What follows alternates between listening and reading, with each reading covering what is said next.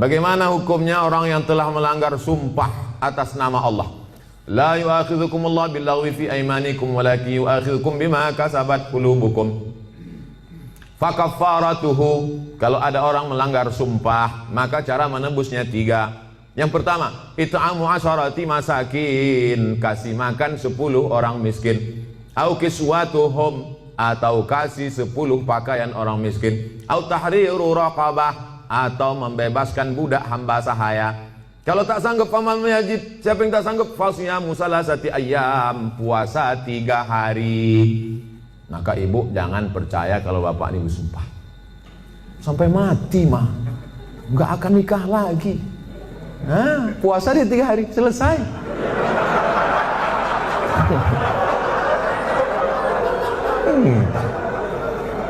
Jadi saya ketemu sama bapak-bapak. Ketemu saya bapak-bapak, Ustadz, aku dulu Pak Ustadz sudah bersumpah aku sama biniku, aku tak akan, walaupun kau mati meninggal dunia, aku tak akan nikah lagi sampai mati. Terus ini istri bapak, iya 3 hari dia meninggal, nampak aku yang lain kan? Tapi bapak udah bersumpah, puasa aku 3 hari gitu. Hati-hati, mohon maaf Pak, aku bukakan pula cerita. Akhirnya kartu bapak tak bisa lagi dipakai kan? Itulah baiknya saya sama ibu-ibu. Apakah ada taubat bagi orang yang telah melanggar sumpah itu Pak Ustadz? Dia sudah memain-mainkan nama Allah. Maka menebus sumpah itu hanyalah sekedar menebus perbuatannya, tapi perbuatan dia. Salah satu la yanzurullahu ilaihim. Ada 3 orang yang tidak dipandang Allah pada hari kiamat. La yukallimuhumullah, tak diajak bicara oleh Allah. Walahum azabun alim, mereka diazab dengan azab yang amat sangat menyakitkan. Siapa itu? Orang yang bersumpah palsu, terutama dalam berdagang. Berapa ini harganya? Aku tak ada ngambil untung, nih aku jual modal aja nih, demi Allah. Mana ada orang jual modal? Kau kalau bohong jalan nampak kali. Tak ada orang jual modal, pasti dia ngambil untung. Udahlah bohong, mau melakukan barang, itu tak dipandang Allah, tak dilihat Allah pada hari kiamat. Apalagi yang bersumpah-sumpah itu, pakai Quran pula tuh di atas. Saya bersumpah akan menjadi PNS, bersedia ditempatkan di seluruh Indonesia dari Sabang sampai Papua, bersedia 3 hari tempat sana, balik ngurus surat pindah. La ilaha illallah. Mudah-mudahan yang sudah bersumpah nih taubatnya diterima Allah SWT. Wah, banyak juga.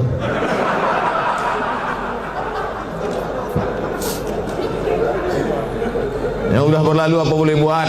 Illa man taba, kalau dia bertaubat, wa amana, beriman, wa amila amalan salihah, taubat nasuha, beriman dengan baik, beramal soleh. Ulaika yubaddilullahu sayyiatihim hasanat, maka semua yang buruk-buruk, dosa-dosa yang jelek-jelek dulu, insya Allah diganti Allah dengan yang baik-baik. Tobat, mandi tobat, macam mandi wajib, basah semuanya.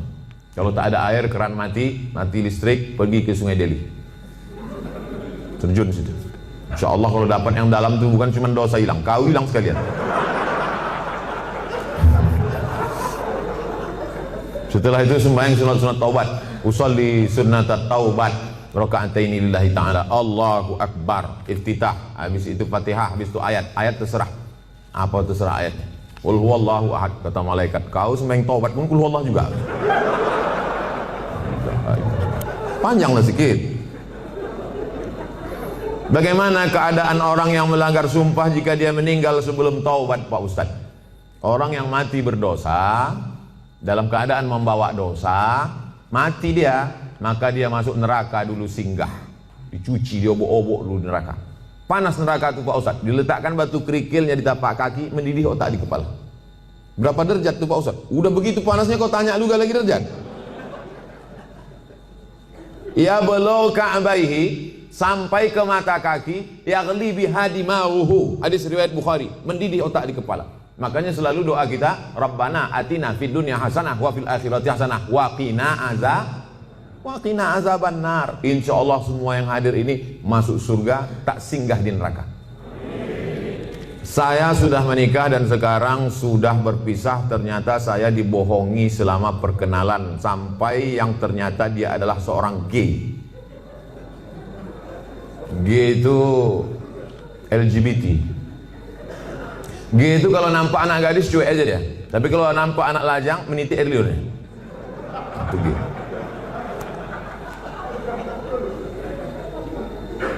Yang paling banyak G ini di Thailand. Makanya di sana ada musabaqah G. Namanya Lady Boy. Muka lady, kaki boy. Yang paling hebat merubah buah-buah ini itu di Bangkok. Bisa dirubah orang itu, jeruk itu manis luar biasa. Bisa dirubahnya apel, bisa dirubah genetika tanaman, bisa mereka buat. Bisa itu limau jeruk manis itu tak berbiji dibuatnya. Tapi yang lebih hebat, bisa orang pun tak berbiji dibuatnya. Itulah hebat. Luar biasa mereka. Ini gini. Oke, kita lanjutkan. Hati saya hancur Pak Ustaz. Jangan kan ibu, saya pun ikut merasakannya. Coba, saya ini udah sampai pada level bisa merasakan perasaan orang lain. Bagaimana perasaan seorang perempuan dianggapnya inilah akan menjadi imam dia. Ternyata pas disuruh jadi imam, bang kau jadi imam, aku aja lah. Gimana perasaan dia? Dah, mohon Ustadz beri doa membuat hati saya tenang dan ikhlas atas diri saya. Adakah yang terjadi di dunia ini di luar kuasa Allah?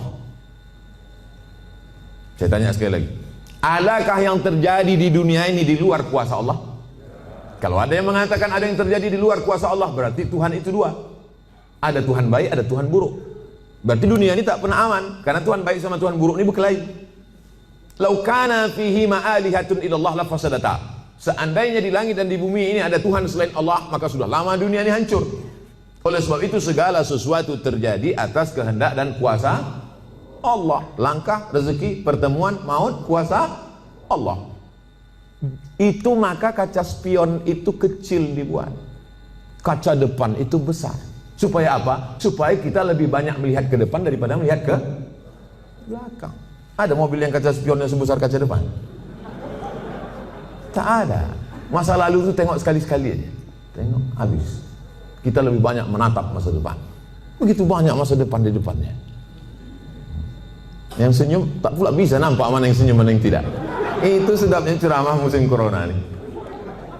Oleh sebab itu Bapak Ibu yang dimuliakan Allah Subhanahu wa taala, yakinkan bahwa ini adalah sudah selesai, tatap masa depan, maka kita berharap, tidak ada tempat berharap kecuali kepada Allah. Kalau kita emosi, marah-marah, ngamuk-ngamuk, itu meledak-ledak. Marah itu apa definisi marah? Definisi marah itu adalah darah dalam jantung yang mendidih, menggelegak ke atas, mengamuk, mata memerah, bawaan emosi. Tapi kalau dia ditahan, kita tidak marah, muncul sedih. Kalau diluapkan, marah. Kalau tak dilepaskan, sedih. Maka tidak ada yang bisa menghilangkan marah dan sedih kecuali ridha menerima takdir ketetapan Allah Subhanahu wa taala. Itu bagian dari takdir Allah. Karena ibu kan sudah usaha dulu, sudah kenal dengan baik. Ditengok badannya gagah, berotot, kumis melintang. Kan belakangan baru tahu dia melambai. Artinya sudah usaha. Oleh sebab itu ini sudah di luar dari kemampuan kita sebagai manusia. Maka kita yakin bahwa ada Allah yang mengatur kehidupan. Ada Allah yang mengatur pertemuan. Ada Allah yang mengatur itu semua. Maka banyakkan ibadah. Apa kata Allah dalam Al-Quran? فَلْيَعْبُدُوا رَبَّ هَذَا الْبَيْتِ. Banyak-banyaklah kau beribadah kepada Allah. Kalau kau banyak beribadah kepada Allah, at'amahum min ju'. Kalau kau lapar dikasihnya kau makan. Wa amanahum min khauf. Kalau kau cemas dihilangkannya rasa cemas dari dalam hatimu. Hidup ini kalau dipikirkan cemas, berkunang-kunang kepala, sampai jam 2 malam mata tak tidur, nama penyakitnya insomnia, pergi nemui psikolog, psikiater, Pak psikolog saya punya masalah, sudah 2 malam tak tidur-tidur. Psikolog tuh ngangguk-ngangguk aja, psikiater tuh ngangguk-ngangguk aja, diambilnya kertas resep dikasihnya. Ini makan sebelum makan, ini makan setelah makan, ini makan setengah makan, ini makan 3 kali, ini makan 2 kali. Nengok itu bertambah pula beban kepala kita. Kalau hidup ini cuma untuk tidur aja, dikasihnya pil tidur. Begitu kita makan, hilang. Begitu dosisnya habis, kumat lagi. Tidak ada cara kecuali banyak beribadah kepada Allah. Idza sa'alta fas'alillah, minta tolong kepada Allah. Tapi ke Makkah nggak bisa Pak Ustaz. Saya mau berdoa di samping Ka'bah nggak bisa Pak Ustaz. aqrabu ma yakunul 'abdu min rabbih wa huwa sajid. Orang paling dekat dengan Allah ketika sedang bersujud. Allahu akbar. Saat sujud itulah mengadu kepada Allah. Jangan adu ke kawan. Ngadu ke kawan habis ditumpahkan, besok jadi lawan dibukakannya di medsos. Selesai, tamat riwayat.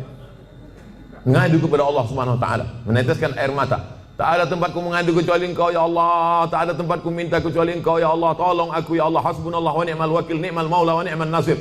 Sulitkah bagi Allah mengatur kehidupan kita? Innama amruhu iza arada syai'an ayakula lahu kun. Mudah bagi Allah. Lalu kenapa dibuatnya hidup kita ini sulit? Dia ingin melihat kita merintih di tengah malam bermunajat melelehkan air mata. Itu yang diinginkan Allah dari hambanya yang dia sukai. Oleh sebab itu, tanamkan dalam diri kita, aku dicintai Allah, aku disayangi Allah, aku disukai Allah, Allah menyelesaikan setiap perkaraku, Allah memperhatikan aku, Allah melihat aku, Allah mengatur kehidupanku. Tiap hari dikatakan itu. Makanya selesai sholat kita katakan, la ilaha illallah wahdahu la syarikalah, lahul mulku wa lahul hamdu, yuhyi wa yumiit wa huwa ala kulli syai'in qadir. Hukuman apa sebenarnya untuk seorang homoseks di dunia dan di akhirat? Man ra'aitumuhu ya'malu 'amala qaumi Lut. Siapa yang kamu lihat melakukan perbuatan umat Nabi Lut, faqtulul fa'il wal maf'ul, maka hukumnya adalah hukum mati. Andai diterapkan hukum Islam, itu bencong-bencong itu taubat semua. Begitu dipancung kepala, hilang bencong. Hai katanya, begitu dipancung satu, hai. Tapi tak bisa itu kita laksanakan. Berapa ceramah saya yang dibully oleh bencong-bencong karena ceramah saya tegas, tapi saya tak peduli. Kalau ada yang gini-gini kan ceramah saya, itu banyak bencong. Kalau jantan tentu berani dia langsung kan. Bagaimana pandangan Ustadz ketika seorang pemimpin bertutur kata tak santun, tak bertata krama kepada bawahannya, padahal hakikatnya seorang pemimpin itu harusnya bisa menjadi panutan bagi orang yang dipimpinnya. Kalau kita tak suka, saya kebetulan tidak pimpinan, tapi dulu pernah juga jadi dosen. Satu semester itu kadang 10 kelas. Satu kelas itu isinya 30 orang. Jadi saya memimpin 300 orang. Jadi saya sampaikan di pertemuan pertama, adik-adik mahasiswa sekalian, saya ini orangnya tak suka marah-marah, ngamuk-ngamuk, caci maki, sumpah serapah. Saya punya aturan-aturan. Nilai saya ambil 40% dari mid semester, 40% dari UAS, ujian akhir semester. Ini saya bagi ada 13 makalah. Pertemuan pertama tatap muka, perkenalan, orientasi. Pertemuan nanti berikutnya adalah presentasi makalah. Kalau kalian sedang tidak mood, sedang malas, jangan datang ke kampus karena aku tak bisa menengok kalian main-main di dalam, main HP. Nah, saya kasih tahu. Kalau kalian tak siap makalah, jangan kalian datang. Kalian buat izin. Kalian bisa telepon saya, bisa kirim WhatsApp saya. Nah, kita kasih tahu dari awal. Kita yang paling tahu tentang diri kita. Apa yang membuat kita marah? Kalau kita pula mau mengasih tahu dia, kasih tahu dengan baik. Jangan kita marah kepada ini, kita lampiaskan ke sini. Qaulun ma'rufun, ucapan yang baik. Wa maghfiratun, pemberian maaf. Khairun, lebih baik. Pimpinan juga tak bisa marah-marah. Apa titel bapak itu? MM, mudah marah. Nah, oleh sebab itu maka, tapi pemimpin tak boleh pula tak marah. Karena kalau pemimpin tak ada marah, makanya ada punishment, ada hukuman, ada SP1, ada SP2, ada SP3. Mesti ada ketegasan, mesti ada disiplin. Saya tak suka juga setelah pengajian ini, terserah kalian lah, mau kerja. Aku udah kuserahkan semua pada Allah. Tak betul. Ya, jadi sebetulnya Islam itu meletakkan sesuatu pada tempatnya. Jadi jangan bayangkan Nabi itu tak pernah marah. Nabi pernah marah, naik dia ke atas mimbar, merah wajahnya, merah matanya, marah dia. Jadi Nabi itu menempatkan suatu pada tempatnya. Salam dia, assalamualaikum warahmatullahi. Ditengoknya banyak yang tak sholat berjamaah, marah Nabi. La uharriqanna alaihim buyutahum, ku bakar rumah mereka yang tak sholat ke masjid, kata Nabi. Marah. Mana mungkin bakar gitu ucapannya tak marah. Siapa yang tak ke masjid ku bakar. Marah. Cuman marah pada tempatnya. Ini banyak orang sekarang kan tak menempatkan sesuatu pada tempatnya. Orang yang menempatkan sesuatu pada tempatnya namanya adil. Lawan dari adil zolim. Jadi kalau kita marah-marah aja sama orang, itu zolim. Bermasalah di rumah, marah ke security, itu zolim. Apa pula aku yang salah ke security? Awas kau kutuntut di ekran. Apakah benar apabila suami memakan penghasilan istri hukumnya haram? Bapak punya gaji, ibu punya gaji. Ibu punya gaji, bapak punya gaji. Sama-sama punya gaji. Bedanya apa? Dalam gaji bapak ada hak ibu, namanya nafkah. dalam gaji ibu tak ada hak bapak. Setuju? Kuat mereka. Dalam gaji bapak, sama-sama bergaji 5 juta. Bapak 5 juta, ibu 5 juta. Dalam gaji bapak itu ada hak ibu, 5 hak ibu. Pertama makan, kedua pakaian, ketiga tempat tinggal, keempat pendidikan, 5 perhatian. Hak ibu, kewajiban bapak. Tapi ibu bisa bekerja karena izin bapak. Izinnya pun bukan karena keterpaksaan. Bang, aku kerja ya, kalau tidak awas bang. Tidak bisa juga. Oleh sebab itu ibu punya gaji, ibu punya warisan, ibu punya pendapatan, ibu punya kos-kosan, ibu punya mobil, ibu punya sudaku, ibu punya kocan, ibu punya angkot, ibu punya motor, itu milik ibu. Kalau ibu meninggal, 50% untuk bapak. Kalau ada anak, 25%. Artinya ibu punya harta. Lalu kemudian ketika ibu mau bersedekah, ibu tidak minta izin ke bapak. Sebetulnya ibu tak perlu minta izin karena itu punya ibu. Tapi ibu sebagai orang yang beretika, bermoral, berakhlakul karimah, ibu ngomong, kulo nuwun, kata orang Jawa, bang, aku mau menyantuni anak yatim di sana. Jadi duit gajiku ini ku pakai. Bapak tinggal ngangguk aja. Gitu. Dan ibu tak boleh bertantang tenteng. Kau mau kemana? Aku mau menyantuni anak yatim di sana. So kau tanya, ini kan gaji aku. Nah, pertanyaannya, apakah haram bapak memakan hasil gaji ibu itu? Harta bapak berpindah kepada saya sebab apa? Jual beli. Sebab apa? Pinjam meminjam. Sebab apa? Sodakoh. Sebab apa? Infak. Sebab apa? Wakaf. Bisa duit ibu itu berpindah ke bapak, apa sebabnya? Akadnya itu apa? Sodakoh. Sodakoh dia. Udah nggak? Selesai itu dah. Bang, ini gajiku bang, ini duitku bang. Tapi kan aku tengok abang susah kali, ini ku kasih abang sedekah. Biar jangan apa kali ya bang, ini ambil. Apakah sah sholat jika kita tak tahu arti bacaan sholat tersebut? La sholat liman lam yaqra bi fatihatil kitab. Tak sah sholat kalau tak baca fatihah. Apakah disyaratkan tahu artinya? Tidak. Tahu secara global saja. Allahu akbar kabira walhamdulillahi katsira subhanallahi bukratan wa asila. Tahu secara global. Apalah arti doa iftitah itu? Allah Maha besar. Selebihnya yang kau tanya aku, macam tak ada lagi pertanyaan lain. Nah, gitu cara jawabnya kalau kita tak tahu. Habis itu Fatihah. Fatihah secara umum tahulah kita. Alhamdulillah rabbil alamin arrahmanir rahim maliki yaumiddin iyyaka na'budu wa iyyaka nasta'in ihdinas siratal mustaqim siratal ladzina an'amta 'alaihim ghairil maghdubi 'alaihim waladdallin. Ayat begitu juga. Qul huwallahu ahadun illahus samadu lam yalid wa lam yulad wa lam yakul lahu kufuwan ahad. Jadi andai tak tahu artinya tetap sah. Tapi kita berusaha untuk tahu. Maka belilah Quran yang ada terjemahnya. Ada terjemahnya, ada tajwidnya, ada asbabun nuzulnya, ada tafsirnya. 250.000. Jangan tawar-tawar lagi. Harga sepatu 500. Sepatu yang menjaga tapak kaki dari tai ayam 500 harganya. Quran yang menjaga diri dari api neraka. Quran waktu akad nikah dulu diletakkan di ruang tamu dalam peti kaca. Setiap tamu datang situ macam nengok kucing. Mana yang lebih diutamakan, ibu atau istri? Ibu-ibu mesti berkata, aku milik suamiku, suamiku milik ibunya. Banyak yang mengangguk. Yang tak mengangguk ragu dia. Aku milik suamiku, suamiku ini milik emaknya. Ibu kenal bapak ini kan setelah dia kerja, setelah dia 22 tahun, setelah dia tamat, setelah dia kuliah, setelah dia punya duit. Dulu waktu tapak kakinya 2 jari, panjangnya sejengkal, kenal ibu sama dia? Mana kenal? Oleh sebab itu muliakan dia dengan memuliakan ibunya. Bapak juga begitu. Bapak muliakan ibu bapak di depan istri bapak. Kehormatan, kemuliaan. Adinda, ini emakku. Tak ada mantan emak, mantan bini ada. Oleh sebab itu maka ini tak bisa dibenturkan, jangan dilagakan ini antara mak dengan ibu ini. Oleh sebab itu maka ini masa lalu, ini masa depan. Maka insya Allah bapak ibu bisa menjaga. Waktu kemudian kita menyampaikan nanti waktu bapak punya anak perempuan, bapak sampaikan itu, hai anakku, kau perempuan, kau punya laki, kau punya suami, suamimu itu punya emak. 3 kali nak Nabi menyuruh berbakti kepada dia. Jangan sampai mak tua umur 80 tahun datang ke rumah, nah mintalah duit kau 50.000, mak belum makan lagi. Apa kata si awang tuh? Sebentar ya mak, aku tanya biniku dulu. Kalau ada bapak yang begini, insya Allah selamat dari azab kubur. Saking kan menderitanya udah di dunia. Nah, oleh sebab itu maka jangan benturkan antara dua ini. Karena dua ini perempuan-perempuan yang luar biasa. Emak bapak dicium tapak kakinya masuk surga, istri bapak, anak-anak bapak masuk surga karena dia. Maka mereka adalah perempuan-perempuan yang luar biasa insya Allah.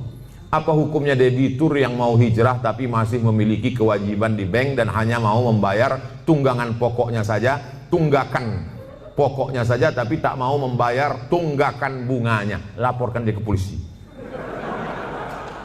Kau dulu waktu minjam duit ini tak tahu kau neraka. Sekarang giliran bayar baru kau bawa neraka. Ini kan negara hukum. Jadi bapak-bapak kan negara hukum. Kan dulu kan ada tanda tangan materi 6.000. Saya akan bayar pada tanggal sekian. Kalau tidak barang akan disita. Kalau tidak, nah itu. Jadi tak bisa dia berkata saya tak mau bayar bunga. Bunga ini haram. Jadi dulu yang nanda tangani siapa? Hantu. Jadi saya kasih tahu sama yang mau hijrah-hijrah, kalau kau mau hijrah, kau bom. Kalau kau takut ini riba, ada aset yang bisa dijual, ada kos-kosan, ada tanah, jual, bom kan ke sini, bam, selesai tutup, baru hijrah. Begitu caranya. Tak ada yang bisa kubom Pak Ustaz. Kalau kubom ini meledak semuanya, Hiroshima Nagasaki ini Pak Ustaz. Kau bayar aja cicilannya sampai lunas, bayar sampai selesai. Begitu, karena kita tinggal di negara kesatuan Republik Indonesia yang dipakai adalah hukum konvensional. Oleh sebab itu maka sesuai dengan perjanjian, bayar selesaikan. Kalau bisa dibom, bom. Kalau tak bisa, lunasi cicilan sampai habis. Pak Ustadz, bagaimana caranya supaya saya bisa ikhlas dan sabar karena ditinggal anak meninggal saat usia 4 tahun dan sudah hampir 4 tahun dia pergi, tapi sampai saat ini perasaan saya masih sedih dan selalu merindukannya. Apa saya kurang ikhlas? Nabi punya anak namanya Ibrahim, meninggal umur 18 bulan, menetes air mata Nabi, menangis Nabi. Makamnya di Ma'la, samping makam Nabi, arah ke kiblat, samping Masjid Nabawi sebelah kiri. Amatardo ya Rasulullah, apakah kau tak ridho anakmu meninggal ya Rasulullah? Kata Nabi, aku ridho. Kalau kau ridho, kenapa kau menangis? Air mata kasih sayang. Makanya kalau sekedar menangis, jangan larang. Kalau ada ibu-ibu menangis, kata Nabi, da'hunna, biarkan mereka Umar, biarkan mereka menangis. Yang tak boleh itu meratap. Meratap itu, oh Allah, nggak bisa boleh. Selama lidah tak bergerak, selama tangan tak bergerak, hanya tetesan air mata boleh. Tapi kalau sudah mulut bergerak, mengapalah anakku, kenapa tak anak dia? Lalu kemudian, laisa minna man darabal khudud wa syaqal juyub. Bukan umat Muhammad SAW siapa yang memukul-mukul pipi, menarik-narik rambut. Itu tak boleh. Tahan tangan, tahan lidah. Ini yang pertama. Yang kedua, tak ada yang bisa menenangkan hati ini selain zikir dan baca Quran. Asal teringat kepada anak buah hati belayan jiwa itu, buka Quran. Hatamkan Quran dari Al-Fatihah, Al-Baqarah. Buka Quran digital baca. Asal terasa rindu, ingat bayangannya segala macam, ingat Quran. Yang kedua, banyak sedekah. Sedekah ke masjid. Saya mengenal almarhumah emak sudah setahun 4 bulan, orang tua sampai hari ini. Untuk menghilangkan itu tak pernah lupa baca Al-Fatihah. Asal ingat untuk almarhumah Al-Fatihah. Begitu juga kirim Al-Fatihah, baca Quran. Malam Jumat surah Al-Kahfi, tiap malam baca Yasin. Untuk menghilangkan itu semua. Tak ada tempat kecuali minta kepada Allah Subhanahu wa taala. Yang ketiga, ada yang lebih sayang kepada dia daripada kita. Mana yang lebih sayang kepada anak kita itu? Kita atau Allah? Allah. Itu barang pinjaman, diambilnya. Kenapa kita marah? Inna lillahi wa inna ilaihi. Itu punya dia. Ketika diambil, kenapa kita marah? Ini mimbar ini bukan punya saya. Ini mikrofon ini bukan punya saya. Ketika diambil marah saya. Berarti saya gila. Ini bukan punya saya. Kecuali ini saya bawa dari rumah. Bukan punya kita. Maka yakinkan bahwa ada yang lebih sayang daripada aku. Yang keempat, berpisahnya hanya sekejap. Nanti ketika anak ibu ini disuruh Allah masuk ke dalam surga, apa kata anak itu? Ya Allah, aku hanya mau masuk ke surga dengan yang pernah melahirkan dan membesarkan aku. Disitulah ibu mendapatkan syafaat anak. Syafaat Nabi ada, syafaat malaikat ada, syafaat Quran ada, syafaat penghafal Quran ada, syafaat ulama ada. Ada syafaat anak kecil, ditariknya ujung kain jubah ibu masuk ke dalam surga bersama dia. Anak kecil itu di dalam surga membawa nampan-nampan tempat air minum, menuangkannya lu'lu'il maknun. Mereka itu seperti permata berkilau cahaya terbang ke sana kemari. Dia menjadi pelayan-pelayan surga karena mereka tak ada dosanya sama sekali. Yang kelima, ada yang lebih tinggi daripada amal soleh, zakat, puasa, infak, wakaf, haji mabrur dan jihad. Apa itu yang paling tinggi? Ridha. Orang yang sudah masuk surga itu ditanya Allah, kalian sudah dapat semua kenikmatan surga, apa yang belum? Ada satu ya Allah. Apa itu? Ridhaka. Kata Allah, yang dapat ridhaku cuma satu. Siapa dia? Orang yang ridha menerima ujianku. Ibu ridha menerima ujian ini, sabar ibu, maka ibu adalah orang yang masuk ke surga bersama anak itu. Mudah-mudahan kita semua sabar menerima ujian Allah Subhanahu wa taala. Assalamualaikum Ustaz. Semoga Ustaz sehat-sehat. Amin. Mau tanya Ustaz, apa hukumnya orang tua yang tidak mengakikahkan anaknya? Apakah masih bisa apa hukumnya orang tua tak mengakikahkan anaknya? Kullu mauludin, setiap anak yang lahir rohinatun, tergadai. Jadi kalau mobil kita tergadai, STNK BPKB kita gadaikan, setelah ada duit kita tebus. Maka anak kita ini tergadai. Bagaimana cara menebusnya? Tulbahu anhu yauma sabi'ihi. Sembelihkan kambing hari ke-7. Yuhlaku, cukurkan rambutnya. Wa yusama, kasih nama. Nama yang baik-baik. Siapa nama anak kau? Alan Nuari. Kenapa itu kau kasih? Lahir di jalan bulan Januari.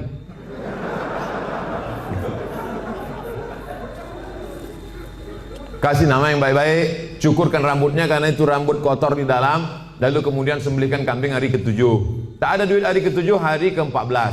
Tak ada duit hari ke-14, hari ke-21. Lewat 21 tak usah tengok tanggal lagi. Setahun, 2 tahun, 3 tahun, 5 tahun, taman SD, taman SMP, taman SMA. Tapi kalau dia udah semester 2, hanya potong kambing aja, tak usah potong rambut lagi. Tak pula diayun pakai marhaban.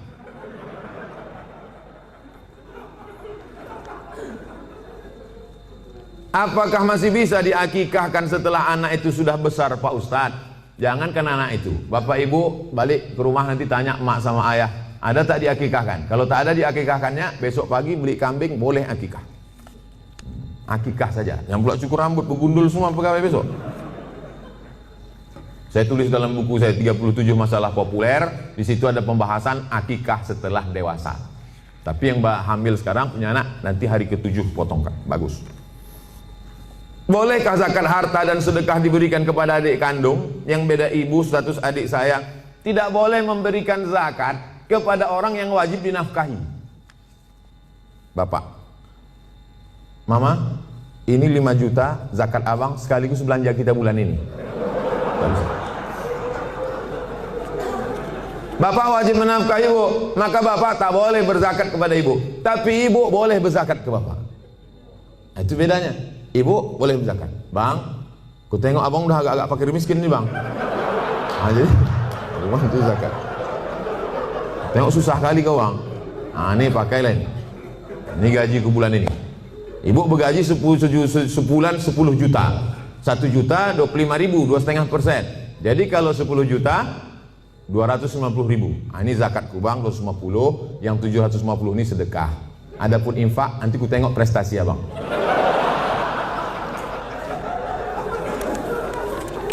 Nah, kaedahnya tak boleh berzakat pada orang yang wajib kita nafkahi.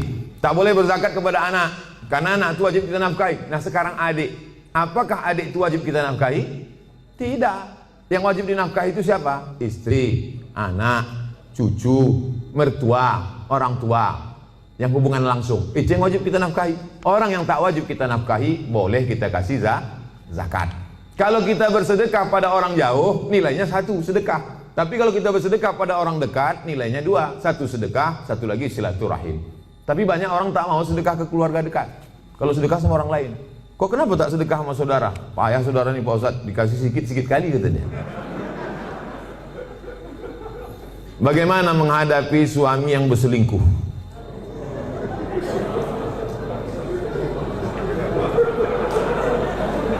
Udahlah dikasih zakat, berselingkuh pula. Ya Allah, parah kali orang Medan ya. Ibu punya wali 6 orang. Jadi bukan ibu memanggil bapak itu dengan membawa centong sini bang, bukan gitu. Ibu punya wali 6 orang. Pertama ayah, yang kedua atu opung, yang kedua abang ayah, Yang ketiga, adik ayah. Yang keempat, abang. Yang pertama, ayah. Yang kedua, datuk, opung. Yang ketiga, abang. Yang keempat, adik laki-laki. Yang kelima, abang ayah. Yang keenam, adik ayah. 6 wali ibu itulah yang menyelesaikan ini. Maka dipanggilnya lah, setan, sini kau sebentar. Orang berselingkuh itu mesti gitu manggilnya. Tak pula kita panggil, kepada menantu kami silakan datang. Mana ilah tengkuk dia. Kalau ada yang polisi, tentara situ, cabutkan pistol, letakkan di atas meja itu, pang, letakkan. Biar tahu dia. Walaupun tak ada pelornya. Ku dengar kau udah selingkuh. Kemarin tertangkap screenshot SMS. Ini dia kan, ini foto perempuan kan. Kau jangan macam-macam. Kau berhenti selingkuh. Kalau kau tak berhenti, jadi kasih dia mop, di mop dia sikit. Habis itu berhenti. Iya pak, aku stop nih. Ada berhenti dia. Tinggal lagi ibu. Mau ibu menerima barang second nih?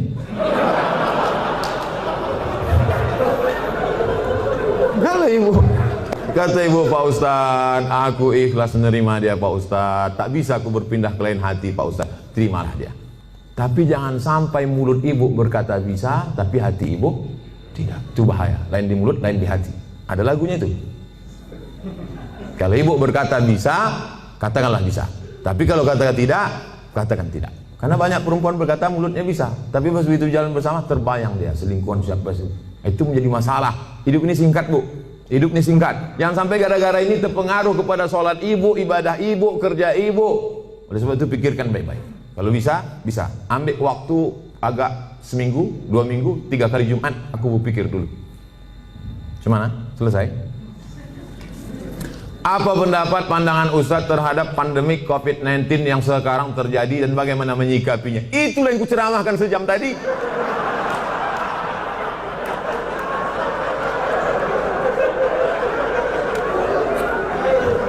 Itulah yang kucakapkan dari tadi. Mungkin pertanyaan ini ditulis sebelum tadi datang diserahkan ke panitia. Jadi sebetulnya sudah terjawab. Kalau tak terjawab juga, tinggal tonton aja Ustadz Abdul Somad Official Channel. Subscribernya udah 1 juta. Mana tahu nanti dicarinya yang mana channel itu yang ada 1 juta subscriber. Jika kita mengetahui bahwa pasangan hidup kita telah mengikuti ajaran Syiah, apa yang harus kita lakukan? Apa hukumnya? Perbedaan kita dengan Syiah ini 5. Yang pertama, Syiah wajib mengimani imam 12. Sedangkan rukun iman kita 5. Antumina billah wa malaikatihi wa kutubihi wa rusulihi wa yaumil akhir wa biqadri khairihi wa syarrihi. Sedangkan dia ada rukun imannya lagi, beriman kepada imam yang ke 12 imam. Siapa yang tak percaya kepada imam 12 kafir. 2, mereka mencaci maki sahabat Nabi. Karena kata mereka setelah Nabi meninggal itu mestinya penggantinya Sayyidina Ali. Lalu kata mereka Abu Bakar dengan Umar itu merampas khilafah Ali. Dan sahabat yang lain diam melihat kebatilan. Maka sahabat-sahabat Nabi itu kata mereka kafir. Yang ketiga, kata mereka ada Quran yang disebut dengan Mushaf Fatimah. Tebalnya 3 kali lipat daripada Quran ada kamu sekarang. Kenapa buktinya musabaqah tilawatil Quran mereka pakai Quran yang ada sekarang? Kata mereka, sebelum Imam Al-Qaim, mereka menunggu imam yang ke-12. Imam yang ke-12 itu katanya bersembunyi di Sirdap, di bukit di Irak, dalam terowongan. Itu mereka tunggu-tunggu, belum keluar lagi. Nanti kalau keluar imam yang ke-12 itu, dibawanya kitab yang asli, sementara yang asli itu datang, pakai aja yang KW ini dulu, kata dia. Yang keempat, mereka ada meyakini namanya taqiyah. Taqiyah itu kalau di tengah orang ahlu sunnah, pura-pura dia ahlu sunnah. Kalau di sini banyak Muhammadiyah, pura-pura dia Muhammadiyah. Kalau di sini banyak Al-Wasliyah, pura-pura dia Al-Wasliyah. Kalau di sini banyak NU, pura-pura dia NU. Kalau di sini banyak ahlu sunnah, dia bilang Sunni. Kau ini Syiah apa Sunni? Aku Sunni. Kalau kebetulan banyak Syiah, kau Sunnah apa Syiah? Aku Syiah. Kalau kebetulan situ 50-50, kau Sunnah apa Syiah? Aku Susi. Susi, Sunnah Syiah. Yang kelima, mereka ini menghalalkan nikah mut'ah. Nikah mut'ah itu bagian dari akidah keyakinan. Mut'ah itu artinya enak. Mut'ah itu artinya nikmat. Nikah mut'ah itu nikah kontrak. Jadi boleh nikah kontrak. Aku nikah mut'ah sama engkau dari jam 5 pagi sampai jam 5 sore dengan mahar 50.000 tunai. Sah. Dalam Islam tak boleh nikah mut'ah. Oleh sebab itu inilah perbedaan, 5 perbedaan menurut Syekh Ali Jum'ah, ulama besar. Kita berpegang teguh dengan Ahlus Sunnah wal Jamaah. Kalau ada suami ibu atau istri bapak yang ikut golongan ini, ajak dia balik, bawa dia ke ketua MUI, bawa dia ke Dr. Ardiansah, Sekum MUI, supaya diceramahi dia, dibalikkan kepada Ahlus Sunnah wal Jamaah. Karena tak mungkin bisa bersama. Antara NU Muhammadiyah masih bisa, antara Al-Wasliyah dengan Muhammadiyah masih bisa, karena masih sama Ahlus Sunnah wal Jamaah. Ustaz Abdul Somad, dulu saya ahli maksiat, alhamdulillah sekarang sudah tobat, alhamdulillah. Pertanyaannya, bolehkah saya menjadi imam sholat di masjid? Permisi lu sama pengurus.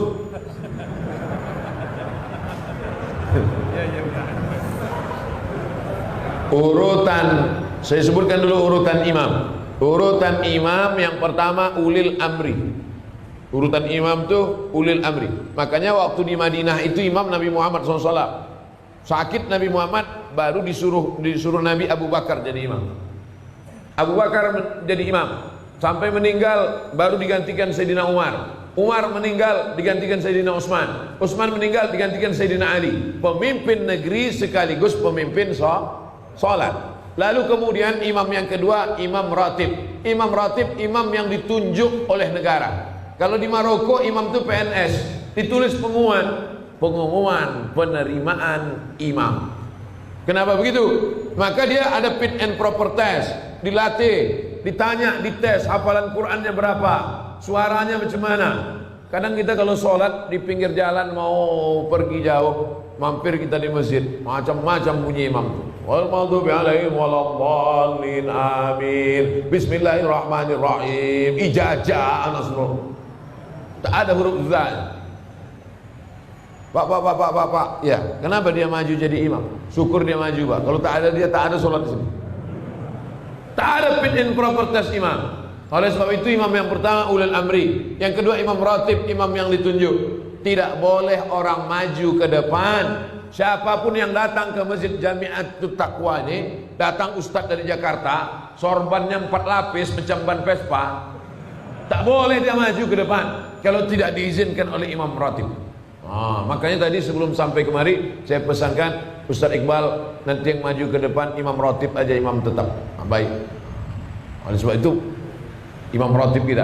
Nah, tadi pertanyaannya, orang yang sudah taubat, bolehkah dia jadi imam? At-taibu minadz-dzambi kama la dzambalah. Orang yang sudah taubat, dulu sabu-sabu, narkoba, pezina, perampok, garong, semua sudah dia buat. Taubat dia, taubat nasuha, maka dia sudah suci sesuci-sucinya. Innallaha la yaghfiru ayyushraka bihi wa yaghfiru ma duna dzalika liman yasha. Allah tak menerima ampun dosa syirik, adapun dosa selain itu diampunkan Allah Subhanahu wa taala. Illa man taba, orang yang bertaubat, wa amana, beriman, wa amila amalan salihah, beramal soleh.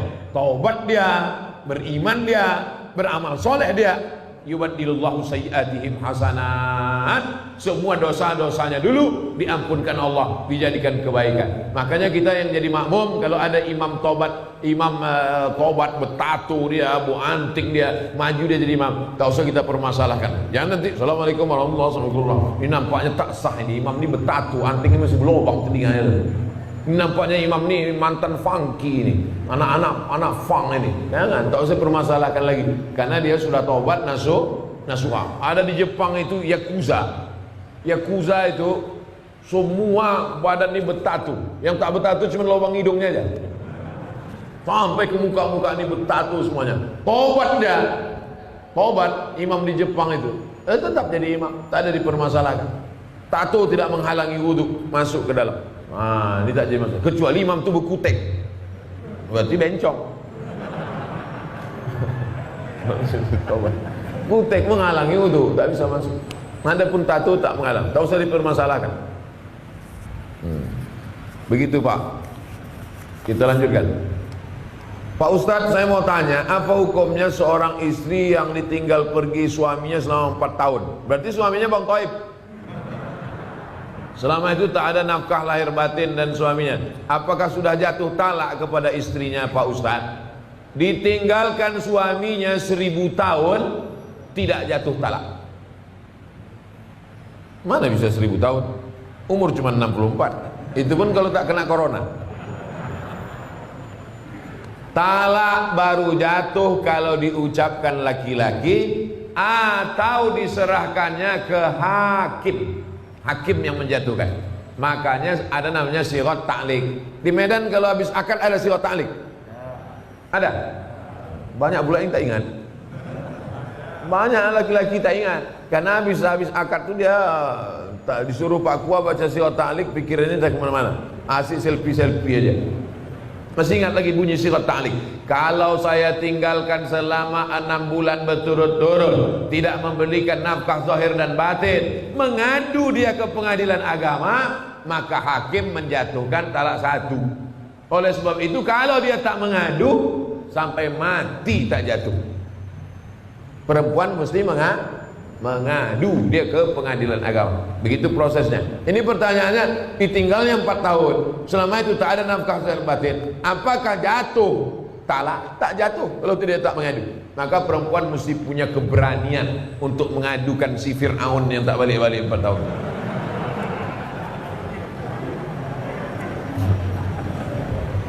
Apakah boleh dia menikah lagi dengan laki-laki lain? Lakinya tak balik 4 tahun, lalu diam-diam nikah dia sama laki-laki lain, berarti dia sudah poliandri. Banyak bini, poligami. Banyak laki, poliandri. Banyak tempat berobat, poliklinik. Banyak suara, poliponik. Dulu handphone poliponik. Masih ingat lagi? Besar-besar handphone, bisa melempar anjing. Nah, oleh sebab itu makanya kalau dia mau selesai, dia pergi ke pengadilan agama. Pengadilan agama menjatuhkan, habis iddah 3 bulan, barulah dia bisa nikah lagi dengan suami yang baru. Jangan diam, tiba-tiba nikah dia lagi, bermasalah. Begitu nikah dia hari ini, balik yang 4 tahun itu. Kawat, bersimbah darah. Apabila dia menikah lagi dengan laki lain, sahkah pernikahannya? Tidak sah, karena dia masih dalam ikatan dengan suami yang pertama. Mohon jawabannya Pak Ustaz. Udah aku jawab udah.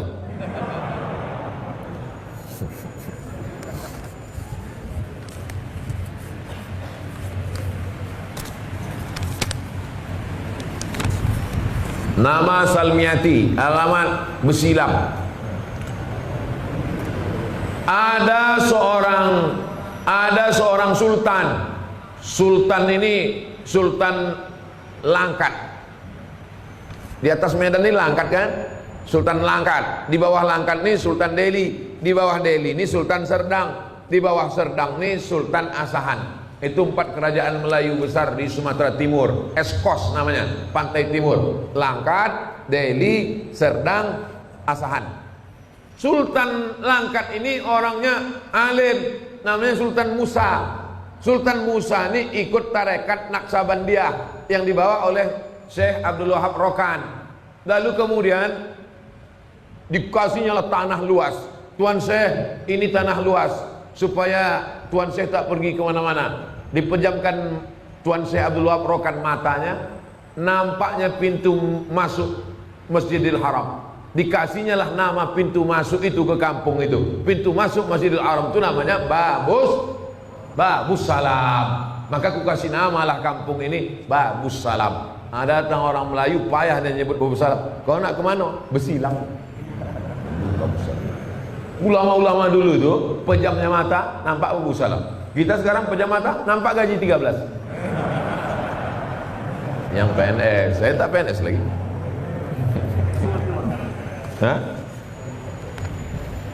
Apakah orang yang meninggal karena COVID bisa disolatkan dengan solat qalb? Solat qalb itu solat apa? Solat gaib. Oh, saya baca pula gitu Q. Solat gaib. Jadi kalau ada orang meninggal kena COVID, setelah digulung sama dokter di rumah sakit pakai plastik itu, udah digulungnya pakai selasiban itu, tak bisa lagi disentuh, masuk di dalam mobil ambulan, sholatkan aja dari luar mobil tuh kalau dikasih dokter. Kalau tidak dikasihnya, langsung dikuburkannya, dikebumikannya, maka anak menantu, cucu, cicit, kawan, jiran, tetangga sholat dari atas. Ini kubur, sana kiblat, ini kubur, ini kepala jenazah, ini kakinya. Kalau dia laki-laki, berdiri pas di arah kepala. Kalau jenazah itu perempuan, berdiri pas di arah pinggang. Nah, sholatlah di atas. Ini kubur, di atas kubur itu sholat. Allah usolli ala hazil janazah arba'at takbiratin fardul kifayah, makmuman atau imaman lillahi ta'ala. Allahu akbar, Fatihah. Allahu akbar, selawat. Allahu akbar, Allahumma firlahu warhamu. Allahu akbar, Allahumma la tahrimna ajrahu, dan seterusnya. Berapa hari Pak Ustaz? 3 hari 3 malam. Masih bisa. Mana dalilnya? Dalilnya begini. Datanglah Nabi bertanya tentang tukang sapu masjid. Mana perempuan tukang sapu masjid nih yang kemarin nampak aku, kata Nabi. Kata sahabat, udah meninggal dia ya Rasulullah. Kenapa kalian tak kasih tahu aku? Untuk apalah kami kasih tahu? Dia kan cuma tukang sapu, orang remeh-temeh sepele. Nabi minta tunjukkan mana kuburnya. Ditunjukkan. Nabi langsung sholat jenazah di atas kuburnya. Maka kata ahli fikih, masih tetap bisa sholat jenazah 3 hari 3 malam. Bagaimana kalau anak menantunya jauh, datang sesudah seminggu? Pakai pendapat fatwa ulama yang kedua dalam kitab fikih, masih bisa disolat jenazahkan selama jenazahnya belum hancur dimakan cacing tanah. Masih tetap bisa sholat jenazah. Nah, jadi yang 3 hari 3 malam masih bisa, yang sudah lewat itu pun masih bisa sholat di atas kubur. Jangan berkecil hati. Tapi kalau jenazahnya di Papua, anak menantunya di Medan, naik pesawat 8 jam, rapid test, pas dites positif pula dia. Nauzubillah. Oleh sebab itu maka dia sholat ghaib saja dari Medan. Aku sholat ghaib untuk almarhum Fulan bin Fulan di sana. Jadi dua-dua bisa dilaksanakan. Sholat yang tak ghaib bisa dilaksanakan di atas. Jangan bersedih hati karena banyak ini anak cucu keturunan jiran tetangga kawan merasa sedih karena tak bisa sholat jenazah. Bisa dilaksanakan dari atas. Wallahu a'lam bishawab. Ini tentang sholat ghaib. Apakah orang yang meninggal boleh disolatkan berulang kali? Boleh solat jenazah berulang kali, boleh solat ghaib berulang kali, bolak-balik. Nabi Muhammad SAW itu jenazahnya tak dibawa keluar. Jenazah Nabi itu di dalam kamar itu kecil, maka berganti-gantian sahabat solat keluar, berkeloter. Yang tak boleh berkali-kali itu menyembelih binatang, tak boleh. Binatang kalau sudah disembelih diangkat pisau, haram hukum. Makanya pisau itu tak boleh ditarik sekali. Tengoklah video saya yang motong-motong kurban.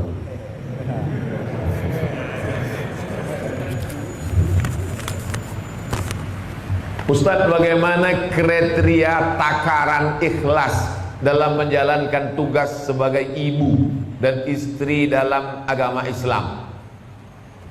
Ibu sebagai ibu, besarkan saja anak-anak ibu itu supaya ibu dapat amal jariah. Mak saya mengandung saya, menyusukan saya, melahirkan saya, meninggal dia. Sekarang saya ceramah hari ini nanti 3 kali, pagi, siang, sore. Macam makan obat ceramah ini. Mengalir pahalanya, lapang kuburnya.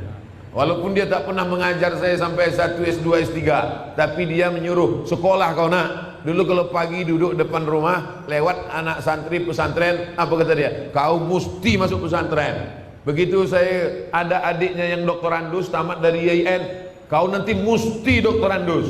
Begitu dia tahu ada orang sekolah di Makkah, kau nanti mesti sekolah ke Arab.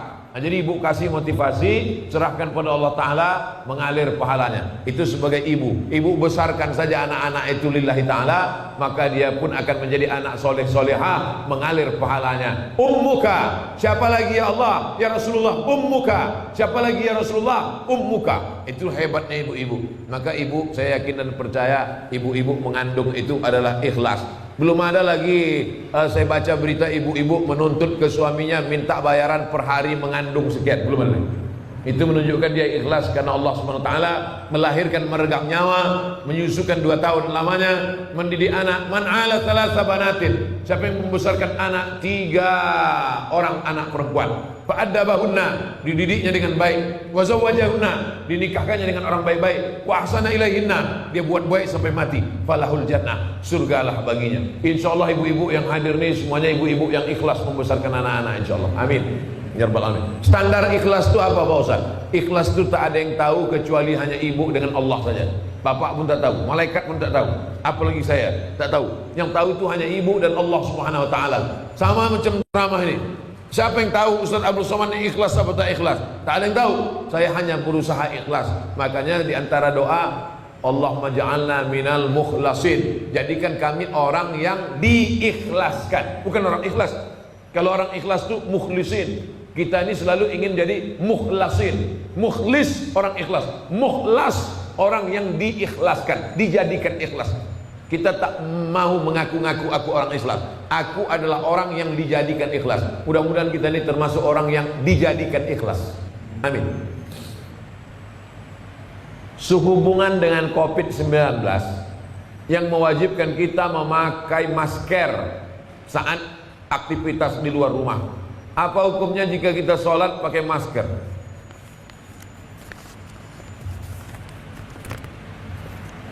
Sholat pakai masker hukumnya sah. Tapi wajah tertutup Pak Ustaz, tak ada dalil mengatakan wajah tertutup sholat jadi batal. Apalagi karena pakai masker ini bukan gaya-gaya. Pakai masker ini karena darurat. Ad-darurat tubihul mahzurat. Darurat, emergensi, membolehkan sesuatu yang tak boleh. Andai tak boleh menutup wajah ini, tetap boleh karena darurat. Hidung tak menempel Pak Ustaz.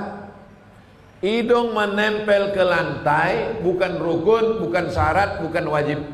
Menempelkan hidung ke lantai bukan rukun, bukan syarat, bukan wajib, tapi sunat. Seelok-elok, seabdol-abdolnya kening menempel, hidung menempel. Orang-orang Arab itu saya tengok tak terlalu susah dia menempelkan hidung, sikit deh. Kita mah payah kali ya. Jangan tengok orang-orang Arab semua, sikit aja kena. Kita terpaksa ditekuk baru kena. Menempelkan hidung ke lantai bukan rukun, bukan syarat, bukan wajib, sunat. Maka kalau meninggalkan sunat pun hanya makruh. Meninggalkan yang wajib haram, meninggalkan yang sunat makruh. Tapi karena darurat, ini dalam keadaan darurat. Yang darurat membolehkan, yang terlarang sekalipun boleh. Makan babi boleh apa tak boleh? Tak boleh. Kalau darurat boleh. Kenapa kau makan? Darurat. Pilihannya cuma dua, mati atau makan babi. Boleh kita pilih mati? Tak boleh. Makanlah babi itu sementara dapat pisang. Tapi udah datang pisangnya kau makan lagi. Kenapa kau makan ini? Darurat. Tapi ada pisang, enak pula kurasa. Maka boleh. Ustaz, saya ada utang dengan orang. Saya bayar utang saya. Tapi karena ada pandemi ini, pandemi itu wabah. Pandemi itu artinya wabah yang menyebar, itu pandemi. Dan banyak juga orang sekarang pandemi, kata orang pandemi gitu dia. Entah apa pandemi, entahlah pokoknya pandemi. Pandemi itu wabah yang menyebar. Saya ada utang dengan orang, saya mau bayar utang saya. Tapi karena pandemi ini pemasukan saya berkurang, jadi saya bayar semampu saya. Tapi orang ini selalu menyumpahi saya. Apakah sumpahnya itu dikabulkan Allah?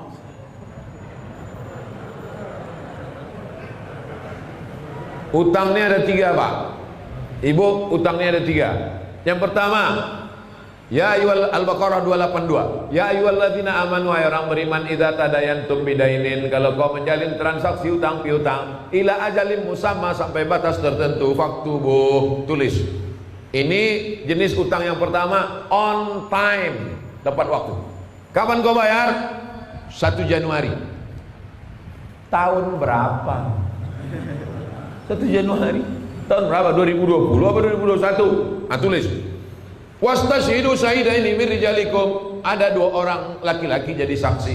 Illam yakuna rajulaini, kalau tak ada 2 orang laki-laki, farajulun, 1 orang laki-laki, wa imra'atani, 2 orang perempuan. Begitu tegasnya. Ayat paling panjang dalam Al-Qur'an, Al-Baqarah 282 tentang utang. Ini jenis yang pertama, on time. Yang kedua, fa in kana zu usratin fa naziratun ila maisarah. Inilah yang masuk kategori tadi. Kalau dia kesulitan karena pandemi, bisnisnya tak lancar, bangkrut, fanaziratun ila maisarah. Tunggulah sampai maisarah. Maisarah itu artinya mudah. Siapa nama anak kau? Maisarah. Kenapa? Mudah kali lahirnya. Bersin aku lahir deh. Fanaziratun ila maisarah. Tunggulah sampai dia mudah. Gimana? Kapan kau bayar? Aku belum bisa bayar Pak. Macam Al-Baqarah 282. Aku ini level 2 macam ceramah Ustaz Somad di Jamiatul Taqwa kemarin. Jadi kapan kau bayar? Insya Allah ku cicil semampuku. Ini level 2. Yang paling mantap tu level 3. Wa anta saddaqu khairul lakum. Kalau kau sedekahkan itu lebih baik. Kapan kau bayar? Aku tak sanggup bayar. Kalau gitu kau ambil aja lah, udah ku sedekahkan. Mantap. Daripada banyak pula minyak bensinnya lagi daripada menagih. Daripada kumat darah tinggi ku ikhlaskan aja. Kau ambil lah, ambil. Itu bukan ikhlas, mengamuk. Jadi kalau bapak kaya, duit banyak, dia susah, pandemi, ngontrak, anaknya susun paku do re mi fa si do sol fa mi re do, maka pakailah level ketiga. Tak sampai hati aku menagihnya, udahlah kau ambil aja lah, aku sedekahkan lillahi ta'ala. Engkau doakan aku murah rezeki, panjang umur, tapi sesudah ini jangan kau ngutang sama aku lagi ya. Ini jenis yang ketiga. Tapi kalau bapak termasuk orang yang juga kurang mampu, pilihlah level yang kedua. Memberi bantuan orang itu baik, tapi gara-gara sumpah serapah hilang pahala. Qaulun ma'rufun, ucapan yang baik, khairun lebih baik min shadaqatin daripada banyak bersedekah. Yasba'uha azab. Caci maki, sumpah serapah, hamun, keluar kebun binatang. Asal jumpa keluar kebun binatang. Asal jumpa keluar kebun binatang.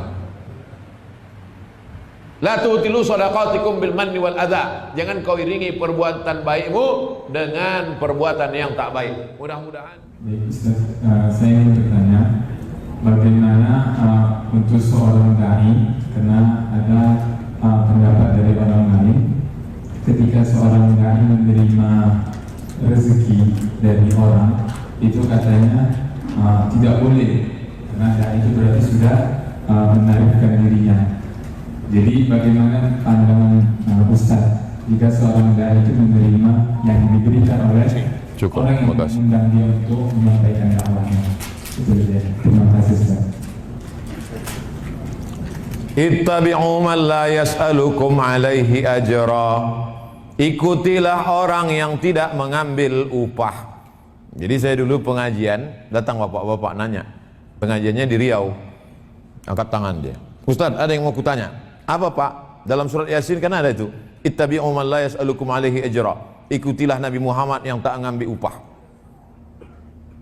Dia sebetulnya mau nyindir saya, Ustaz ngambil amplop itu sebetulnya.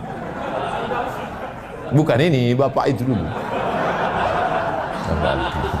Kemudian saya minta, saya cerita dulu nih. Kemudian saya minta sama tuan rumah itu, ada pena sama kertas, saya bilang. Ada Pak, saya tulislah.